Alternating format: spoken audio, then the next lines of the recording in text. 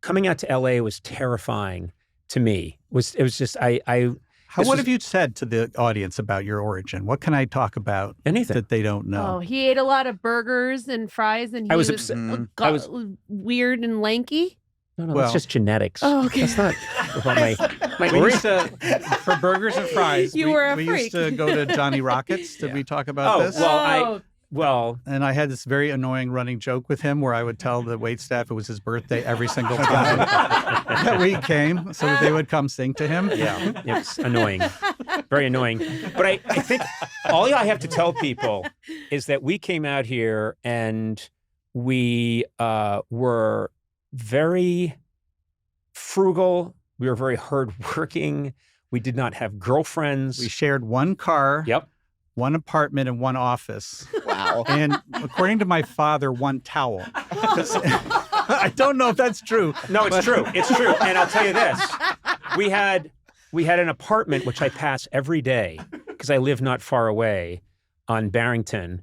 And I remember we had no furniture. We got mattresses from a parking lot in Watts. Mm-hmm. Do you remember that? Yep. We drove there, and you pick out your mattress, and they throw it on a truck. They tie it to your top of your car, and off you go. It wasn't a store. Right. And then I'm sorry, who's they? Yeah.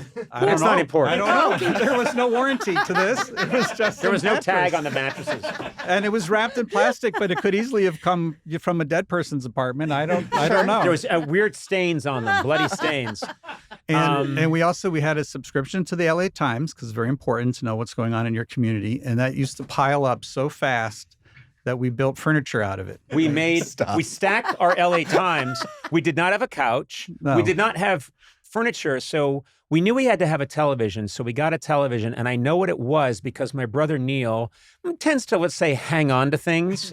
Somehow my brother Neil, he calls me the other day and he says, I just emailed you something. And I checked my email. He had emailed a photograph. He said, it's an old 1985 TV remote that says Quasar on it. And I said, what is this? And he went, that's the remote control you and Greg had in your apartment in 1985. It's like the size of a dictionary. Yeah. Oh my God. That's crazy. And it's all beat up. And Neil got it because I guess when we got our own places, eventually I took the TV and then it had another life and it went to New York with me. And then eventually Neil gets all appliances. He ended up with it.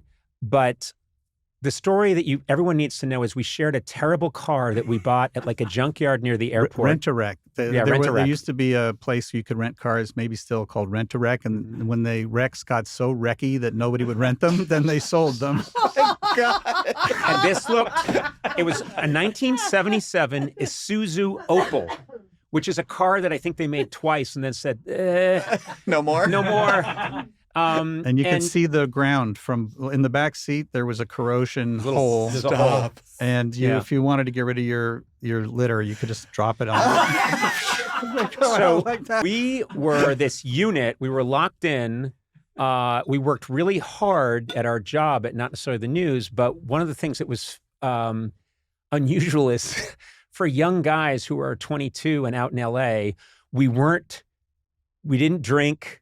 We didn't do anything. We didn't do drugs. We were kind of interested in having girlfriends, but we didn't know how to do that.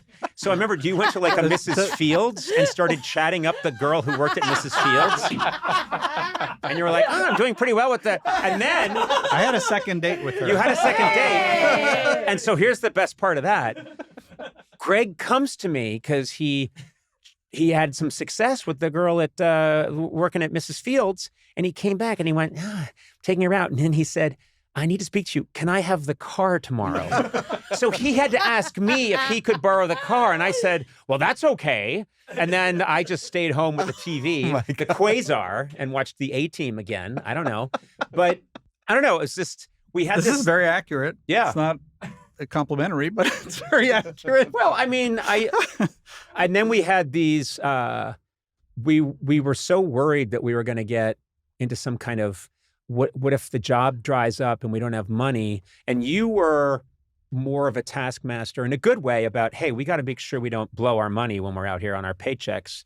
So you found a place called Flaky Jake's. Oh yeah, my Flaky Jake scam. He had a scam at Flaky Jake's. Yes, so Flaky All these Jake's was great. It was this burger restaurant, and they were very proud of the fact that they baked their own buns, and that you would put the burger on the buns, and then you'd go, and they had hundreds of fixings. It's like a salad bar, fixings bar. Yeah, and and the whole thing was, I don't know what, like $8 or something, but they would sell the buns for 35 cents. And you got the bun, you got a tray, and then you could go to the fixings, and you could put tomatoes and onions and a lot of dressing Russian on it, dressing, pickles, and you can make yourself like this vegetarian fixing sandwich for 35 cents. So you don't. Oh. So they would say, Oh. I of course didn't subscribe to that. I was 6'4", 155 pounds, which if you do the math doesn't work, and I was always hungry. I was always perpetually hungry, and I couldn't gain weight. So I would say, I'll have the double, triple burger.